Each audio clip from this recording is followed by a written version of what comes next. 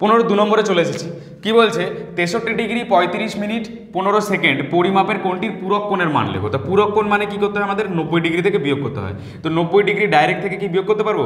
90 ডিগ্রিটাকে এই degree minute সেকেন্ডে লিখতে হবে। তাহলে 90 ডিগ্রিকে যদি আমরা ডিগ্রি মিনিট সেকেন্ডে লিখি 89 ডিগ্রি 59 মিনিট আর 60 সেকেন্ড। কেন 60 সেকেন্ড মানে হচ্ছে 1 মিনিট, এর সাথে 1 মিনিট যোগ করলে কত হবে 60 মিনিট হয়ে যাবে, আর 60 মিনিট মানে 1 ডিগ্রি, আর এর সাথে 1 ডিগ্রি যোগ করলে 90 ডিগ্রি হয়ে যাবে। এবার এটা থেকে বিয়োগ করব, কারণ 90 ডিগ্রি থেকে আমরা জানি বিয়োগ করতে হয় পূরক কোণ বললে, আর সম্পূরক যদি বলে 180 ডিগ্রি থেকে বিয়োগ করতে হয়। ঠিক আছে, আর যদি কোণটা যদি রেডিয়ানে থাকে তাহলে 180 মানে পাই, তো পাই থেকে বিয়োগ করে দেবো।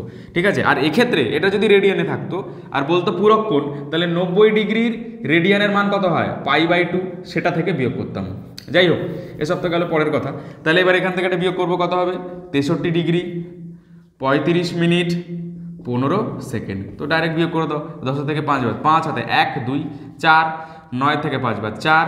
ঠিক আছে, এখানে কত হবে 2, আর এটা মিনিট, এটা সেকেন্ড, আর এটা 6, আর এখান থেকে হলে 2। তাহলে 26 ডিগ্রি 24 মিনিট 45 সেকেন্ড। এটাই হচ্ছিল তোমাদের অ্যান্সার।